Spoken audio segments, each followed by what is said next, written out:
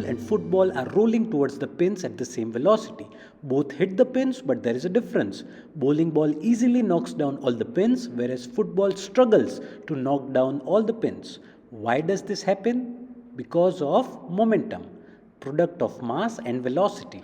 Let's calculate the momentum of this bowling ball. Mass is 3 kilograms, velocity is 4 meters per second. Momentum is the product of mass and velocity. So the momentum is equal to 12 kg meters per second. Because of high momentum, it is easily able to knock down all the pins.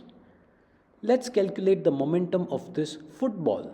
Mass is 0.45 kilograms, velocity is 4 meters per second. Momentum, product of mass and velocity, is equal to 0.45 multiplied by 4, which is 1.80 kg meters per second. So momentum is less than that of the bowling ball.